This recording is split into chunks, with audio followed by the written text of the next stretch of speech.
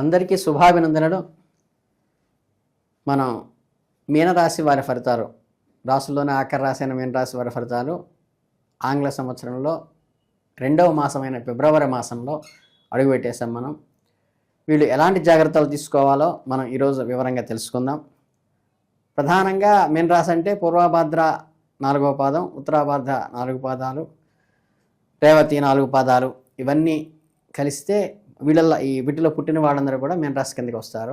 ఈ ఫిబ్రవరి నెలలో గ్రహ సంచారం వాడి ప్రభావం ఎలా ఉందో చూస్తే నిజంగా మీరు కాస్త అప్రమత్తంగా ఉండాల్సిన సమయం ఆసన్నమైందేమో చెప్పక తప్పదు. ఎందుకంటే గ్రహాలు మీకు కొన్ని హెచ్చరికలు జారీ చేస్తున్నాయి. ముఖ్యంగా ఈ మాసం ప్రమాదకరమైన ఆకర్షణలకు లోనయ్యే సమయం కనిపిస్తుంది. మనిషి అన్నాక ఆశ ఉండడం సహజం.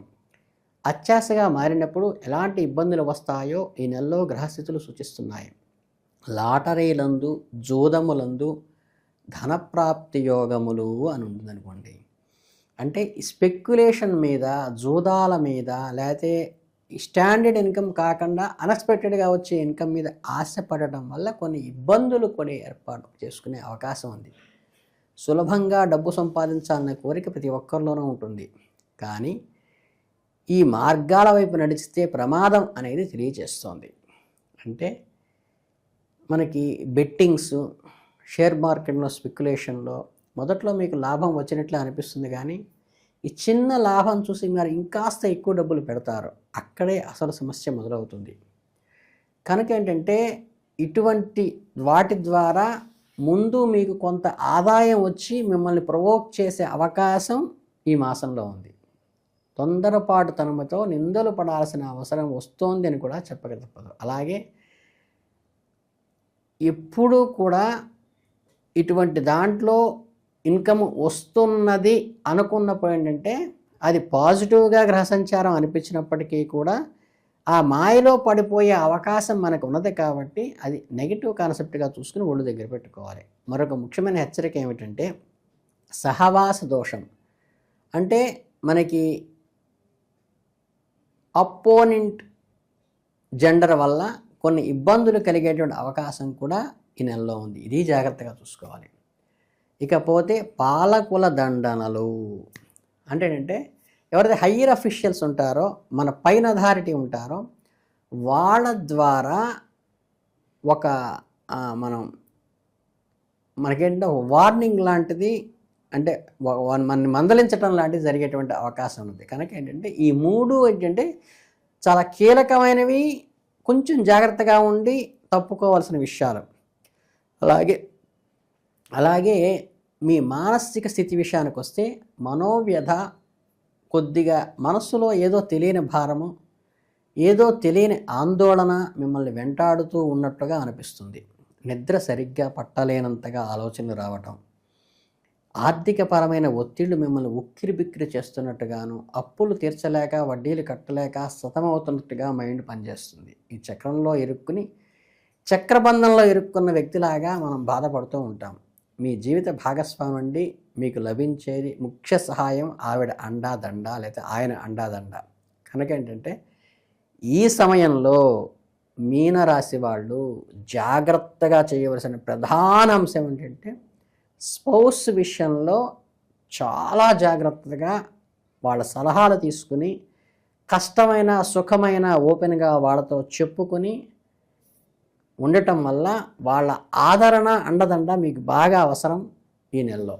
కాబట్టి ఈ సమయంలో మీ జీవిత భాగస్వామి గొడవలు పడకుండా అన్యోన్యంగా ఉండటం అత్యవసరము.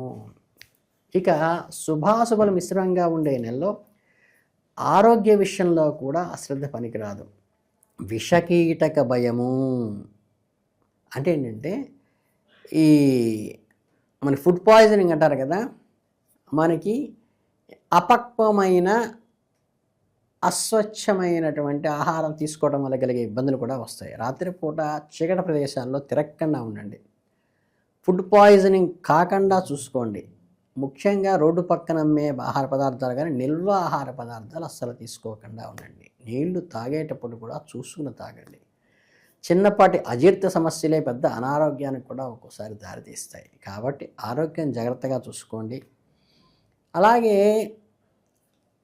ఆదాయ వనరులకు వచ్చేసరికి ఆదాయం పర్ఫెక్ట్గా వస్తుంది, దానికి తగ్గట్టుగా ఖర్చు కూడా వెంటనే పక్కన ఏర్పాటై ఉంటుంది. ఇది కొంచెం అంటే ఇబ్బంది లేదు కానీ పర్ఫెక్ట్గా దాని వరకు సరిపోతుంది. ఇట్లా వివిధ రంగాల్లో మీన రాశి వాళ్ళకి అసలు ఈ ఫిబ్రవరిలో ఎలా ఉంటుందో చూద్దాం. రాజకీయ నాయకుల విషయానికి వస్తే ఏంటంటే పదవీ యోగం ఉంటుంది. ఏదైనా పదవి కోసం ఎదురు చూస్తుంటే అవి వచ్చే సూచన ఉన్నాయి. కీర్తి ప్రతిష్టలు గౌరవం కూడా పెరిగేటువంటి అవకాశం ఉంది. దాంతోపాటే నిందలు కూడా పెరిగేటువంటి అవకాశము ఉన్నది. కనుక ఏంటంటే అలాగే ఆరోగ్య విషయంలో ఎక్కువ స్ట్రెస్ కాకుండా ఉండటం కూడా ప్రధానము, అది కూడా తగ్గించుకోవాలి. ఉన్నత ఉద్యోగులతో గృహయోగము రుణయోగం కూడా ఉంటుంది. అంటే ఏంటంటే మనకు అనుకోకుండా పెట్టుబడి పెట్టి అప్పు చేసి పెట్టుబడి పెట్టడం అనేది గృహ సంబంధంగానే స్థల సంబంధంగా కానీ ఏర్పడుతుంది. అలాగే ఆస్తి సమకూర్చుకున్న ఆనందంతో పాటు అప్పు చేసిన భారం కూడా మీ మీద ఉంటుంది. ఇక సాధారణ ఉద్యోగుల పరిస్థితికి వస్తే ఏంటంటే పై అధికారుల నుండి సహోద్యోగుల నుండి నిందలు పడే అవకాశం కొద్దిగా ఉంది. అంటే ఎవరో చేసిన తప్పుకి తను బాధ్యత వహించవలసినటువంటి సమస్య కలుగుతుంది. దీనివల్ల మనసు బాగోదు, కొంచెం వెలితిగా అనిపిస్తుంది. అలాగే ఇక ఈ కాంట్రాక్ట్ రంగంలో కానీ సివిల్ కాంట్రాక్ట్స్ కానీ ఉన్న వాళ్ళకి పెండింగ్ బిల్స్ చేతికైతే అందుతాయి, దానికి తగ్గ ఖర్చు రెడీ అయిన తర్వాత వదులుతాయి. గుళ్ళు గోపురాలకి విరాళాలు ఇవ్వటం లాంటివి కూడా ఒక ఖర్చుగా మీకు మిగులుతాయి. ఇకపోతే ఇటువంటి పరిస్థితుల్లో ఈ మాసం వీళ్ళకి చాలా జాగ్రత్తగా ఉంటూ కొన్ని ప్రత్యేకమైనటువంటి పరిష్కారాలు చేసుకోవడం అయితే అవసరం. మీకు వీలైతే మీకు ఆనవాయితీలో ఉండి కొండి కానీ లేదా అవకాశం ఉన్నా కానీ సత్యనారాయణ స్వామి వ్రతం చేసుకోవడం చాలా ముఖ్యం. అలాగే కనీసం సత్యనారాయణ స్వామి గుడి ఉంటే వీటి దర్శనం చేసుకుని అర్చన చేయించుకుని రండి.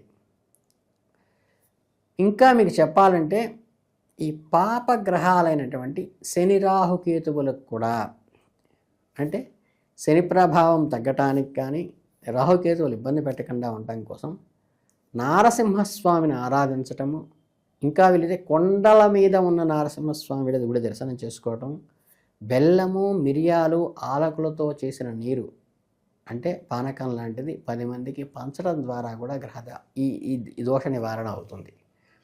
అలాగే ఆర్థికపరమైన చిక్కులు వీడటానికి కూడా లక్ష్మీ సహితమైనటువంటి నారసింహస్వామి కరుణాకటాక్షలు చాలా అవసరం. ఇకపోతే మంగళ శుక్రవారాల్లో అమ్మవారిని దర్శించుకోవడం మర్చిపోవద్దు. లలితా సహస్రనామం కానీ దుర్గా సప్తశతి కానీ వస్తే చక్కగా ఇంట్లో పారాయణ చేసుకోండి.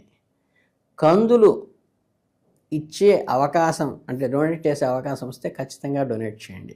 ఇక ఆరోగ్యం నుండి బయటపడాలంటే ఆరోగ్యం భాస్కరాదిత్యత్ అన్నారు కాబట్టి సూర్య భగవానుడికి గోధుమ రవ్వ ప్రసాదం లేదా చపాతీలు కూడా 10 మందికి ఇవ్వటం వల్ల కూడా ఇది నివారణ అవుతుంది. ఇకపోతే మనకి మనోవేదన తగ్గటానికి మనసు ప్రశాంతంగా ఉండటానికి భోళాశంకరుడైన శివుని ఆరాధించడం ముఖ్యం. అందులో ముఖ్యంగా ఈ నెలలో మహాశివరాత్రి కూడా కాదు, మహాశివరాత్రి వస్తున్న సందర్భంగా చక్కగా స్వామికి అన్నాభిషేకం చేయించుకోవటం కానీ, పంచామృతాలతో అభిషేకం చేయించుకోవటం కానీ, లేదా కనీసం శివరాత్రి రోజు ఉపవాసం ఉండి జాగరణ చేసి ఒక చెంబుడు నీళ్లు రాగి చెంబుతో స్వామివారి మీద అభిషేకం చేసి ఒక మారేడు దళం పట్టిడే ఒక విభూతి రాయటం వల్ల కూడా అపారమైన శివానుగ్రహం అనర్గళంగా రావటం వల్ల అసలు ఈ గ్రహ ప్రభావాలన్నీ కూడా కొట్టుకుపోయే అవకాశం ఉంది. కాబట్టి మీనరాశి వారికి అన్ని విధాల కొంచెం టెస్టింగ్గా అంటే పరీక్షా సమయంగా అనిపించినప్పటికీ సమస్యలు పరిష్కరించడానికి దైవానుగ్రహం అత్యద్భుతంగా పనిచేస్తుంది. వేరే మీరు గ్రహ జపాల జోలికి వెళ్ళాల్సిన అవసరం లేదు.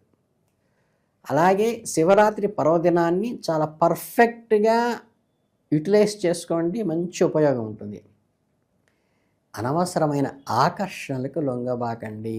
2 ఆకర్షణలు ఇబ్బంది పెడతాయి. ఒకటేమో అపోనెంట్ జెండరు, ఒకటేమో ఆర్థికపరమైన స్పెక్యులేషను, జోదము అంటే లాటరీ టికెట్లు, లేకపోతే అట్లా అన్ఎక్స్పెక్టెడ్ అంటే ఆయాచితంగా వచ్చే ధనము, ఆయాచితంగా వచ్చే అపోనెంట్ జెండరు మిమ్మల్ని అట్రాక్ట్ చేసేటువంటి, అంటే సానుకూల వాతావరణం ఉండేటువంటి గ్రహబలం ఉండటం వల్ల దానికి మీరు అట్రాక్ట్ కాకుండా మిమ్మల్ని మీరు సెల్ఫ్ కంట్రోల్ చేసుకోవటం వల్ల మనం ఆ సమస్యల నుంచి బయటపడేటువంటి అవకాశం ఉన్నది అని స్పష్టంగా చెప్పడం జరుగుతోంది. కనుక నేను చెప్పిన ఈ 3 దైవారాధనలు చేసుకుంటూ ఆ 2 విషయాల్లో మనకి ఆపర్చునిటీ వచ్చినా వీలైనంత వరకు అవాయిడ్ చేసుకుని నిబద్ధతగా, నిగ్రహంగా ఉండగలిగితే మీకు ఈ నెలలో చాలా అద్భుతంగా ఫిబ్రవరి మాసం గడిచిపోతుందని మనస్ఫూర్తిగా కోరుకుంటూ మీ అందరికీ శుభాభినందనలతో జై హింద్.